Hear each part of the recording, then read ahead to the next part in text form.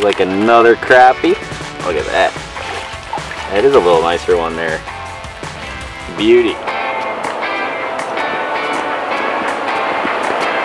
What's going on, guys? We're here in the Hayward area. Just got back from Upper Red Lake, caught a ton of walleyes up there a couple days ago. Now we're back home in the Hayward area here, and we're starting to see a lot of good ice. This lake's about 200 acres, gets about 30 feet deep. I've been checking ice so far. It looks like we got about 4 inches for sure, hard black ice. So today we are out chasing crappies on a lot of these little pothole lakes around the Sawyer County, Hayward, Wisconsin area. And a lot of these lakes are the same as you'll find pretty much all over the Midwest. They ice up quick. A lot of them have good pan fishing opportunities. So that's what we're going to do today. We're going to talk a lot about sonar, a lot about the best rods, some good rods to use, stuff like that. And hopefully have a whole bunch of tips for you guys to come out here on these little pothole lakes that freeze up quick, get on some safe ice, and catch a whole bunch of fish. So now that we're out here in the basin, I don't have any like GPS stuff with me today, so we're basically just kind of going off a DNR map of where I think the deepest water is, and a lot of times those are good spots in these pothole lakes to look for basin crappies. So we're out here approximately where I think that deep water is. The max depth's about 30, most of this lake's about 10, so it's always worth drilling a lot of holes to start, especially when you're looking for fish. Even if we find them right away, basin crappies pretty much always do the same thing. They're always running around a deeper water basin, these suspended fish. Very rarely do they ever just sit underneath a hole for the entire day. So we're gonna fire up the auger here. We got, like I said, we got about 4 good inches of ice and punch a whole bunch of holes.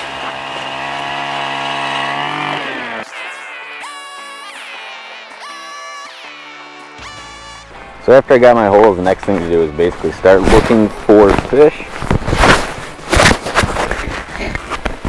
And I'm kind of looking for any kind of marks up off the bottom. Typically going to alert me that even if there's not, a lot of fish there, at least there's fish close by probably. Crappies like to school, we know that. So I'm looking for any kind of signs of fish, any marks up off the bottom. You can see right here I've got a few down there. This is kind of what I'm looking for. As I play with the gain a little bit, you can see that there's a few in there. So this is going to be a good spot to start. You got to drill those holes first. And then kind of move around and check them. So we're probably going to go get the stuff and start fishing right there. Alright, so first hole here, you can already see I got a fish down there. So I'm dropping my jig down. I got my gain turned kind of high for a couple of reasons. One, it lets me know if there's fish around me. You can see this one's already coming up, so this is not probably going to take too long. Coming.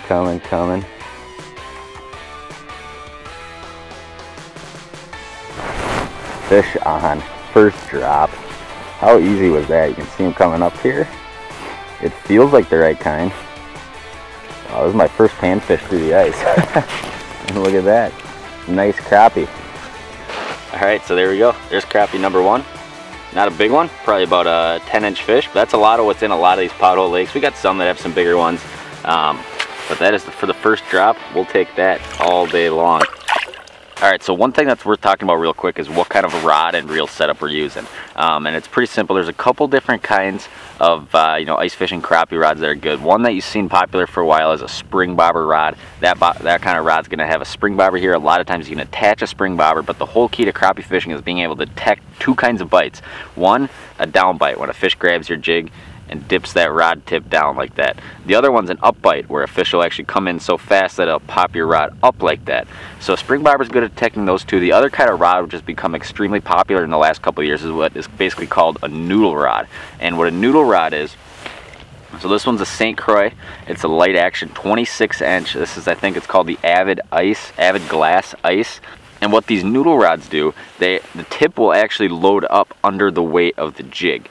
So if you can see here, if I let all the tension off the jig here, the tip is still loaded up. When a fish comes up to bite, what that's going to do, it's going to pop that rod tip up like that. And that's what you're watching for in a bite a lot of times, that up bite like that. The other kind of bite is a down bite. So with this tip's already slightly loaded up under the weight of my jig, which is a very light jig, you'll see that down bite too. I like these rods a lot more. I don't really like messing around with a spring bobber a whole lot. I just think these are much simpler. They're equally as good at detecting a bite, and it's less hassle with line getting tangled around a spring bobber. The other thing that these rods are meant to do is have a very fast action. So you can see that tip loads up quick, but the rest of the rod, is still all backbone, so you can still land a big fish on this. It's not like a lot of the old school ice rods that when you would pull on it like this, it would bend all the way down into the butt section here. So these St. Croix noodle rods, this is a 26-inch light action. They make them in a whole bunch of variety of lengths and stuff like that too, but I've been using these for a couple years. Great rods for doing this. They detect that down bite, they detect the up bite, and they have the horsepower to essentially put the screws to a bigger fish. Now on the reel side of things, one reel that I've been using just the last couple weeks here, whether it's walleyes, crappies, whatever I've been using, is the Piscifun ICX 5. It's a 500 size reel. I think it's the first 500 size reel they've came out with. It's light, 5-ball bearings. The one thing that a lot of companies I think kind of get away from when they're making these essentially lower end, more moderately priced reels is that the drag suffers. And these reels have a great drag, very affordable reel. It's the perfect size. I'm gonna run these on probably all my ice combos this year. Very smooth drag, and that's something you don't find in a whole lot of $20 reels for sure. All right, so you can see I got fish down there. If I take my gain and essentially zero it out, you're not marking anything right now. So what I like to kind of do is turn that gain up, and then first when I drop into a hole, I like to have that gain pretty high so I can see everything that's around. So my bottom's gonna be right here, about 18, 20 feet right in there. And my highest fish is about 13 down. If I back that gain off a little bit, you can still see that top fish is still bright red, which means he's right underneath me. So I'm gonna drop my jig down. My jig's falling down right here. And this is what look at this. So that fish appeared out of nowhere. I actually just missed him. I'm going to drop back down, pound it above them, make them chase a little bit. Fish on, hooked up, just immediate. This one feels like a good crappie. Look at that. Another just quality eater crappie right there. We're letting them go today, but that one's probably about 11.5, 12 inches long. Awesome Northwoods, Wisconsin crappies right there. All right, so we're dropping back down here. See my jig appearing about 5 feet right there. Dropping down, and sometimes I'll try to bounce it way up above them, and like that you can see they're appearing way before I even drop them down.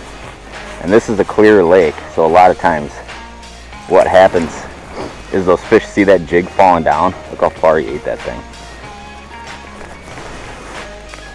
Look how far he ate that thing.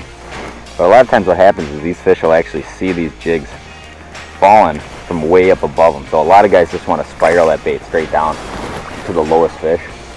And actually the best thing to do a lot of times is start up way up above them and bouncing around. A lot of times those fish that are way down deep will even come up, but the farther your bait is above the bottom, the more fish can actually see it in clear water. So I'll always start way up high above the fish, somewhere kind of like in this zone right here. You can see they're just popping right into the graph right now already. Missed them. A lot of little bluegills in this lake, which I'm assuming some of these probably are.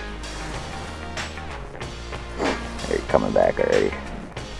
He actually went right past me. I'm going to bounce it right above them. My jig's that top bar there. Make him chase away a little bit. Fish on. This one feels much more crappie-ish. There we go. Another nice crappie there. Now one thing that's worth talking about for sure is jigging cadence. A lot of guys want to do essentially too much with a jig. You know, they're real small jigs. Plastics have become incredibly popular in the ice fishing community in the last few years here, replacing plastics with essentially waxies or minnows. We're going to go and let that guy go. And your jigging cadence is incredibly important when you're using plastics, because you have to impart all the action onto your lure. So we're going to talk about that real quick. So once I get my bait down there, what I like to do is start up above the fish like I've talked about. And basically all I'm doing is just taking that jig and pounding it. I'm pounding the rod tip. That's all it's doing, is making the slack. It's putting slack in my line and it's tightening up. And what that does, it's basically giving the bait a lot of movement without really moving it too far vertically up or down. What a lot of people like to do is they like to do this one. Big jigs like this. Number one, it's hard for a fish to eat that. Number two, crappies do not like when you drop closer to them. So the more action you can give that small plastic without really moving it vertically, the better off you are. Now a lot of times when I have a fish start chasing, what I'll do is I'll start picking that rod up and chasing it, and right when I think I'm about to get that bite, I'll start looking at my rod tip and I'll slow down that bounce a lot. What I see a lot of guys do is they want to, the second a fish gets under them, they want to stop and watch their rod. I like to just slow down my jig. I like to jig through the bite is what I call it. So when that fish comes up, I'm raising my rod tip and I'm just bouncing it real soft, still giving that tail a little bit of flutter, and then I can see that bite and it's easier for that crappie to hit the bait. So your jigging cadence is incredibly important. A lot of guys don't want to do too much of this big stuff. That real simple just pounding is a great way that gets bit all winter long. Chase them up, fish on. Oh, we got everything tangled. There we go. Feels like another crappie. Look at that. That is a little nicer one there. Beauty. It's about a 12 and a half incher for sure. We're probably going to get off the ice on that one. I have to go down to St. Paul to the ice show here. If you're in the area down in St. Paul, Minneapolis this weekend, make sure to stop by. I'll be working with some Beaver Dam stuff, some Acme stuff, and hopping all around. Thanks for watching. I hope you guys learned something, maybe just about fishing some of these smaller basin lakes, how to get crappies to bite, stuff like that. Crappie fish, it's always a ton of fun in the winter just because it's so interactive on sonar. I mean, watching these fish down there and then come up, very interactive with a jig, and a very fun way to fish. So thanks for watching, guys, and we'll see you next time. All right, quick little bite recap, maybe an ice report. Hayward area has a lot of ice right now, and in that 2 to 4, 5-inch range. Bigger lakes, real big lakes, are still open. I think it's like one of the last days of November here. But yeah, there is good fishing opportunity. Now look at a map, find some of those smaller ones, do some research, you can get on some fish. The other thing to remember is never bring too much stuff when you gotta walk a long ways, because that always sucks. Jigs, maybe we'll talk about jigs on some other episode. But basic crappie fish is one of those things everybody loves doing it. Super fun. Nobody complains too much. Hayward area has a lot of great opportunity to get out, get on some first ice, catch a whole bunch of crappies this time here. So thanks for watching, guys. We'll see you next time. As always, thanks for watching. Please hit that subscribe button and follow us on Instagram and Facebook.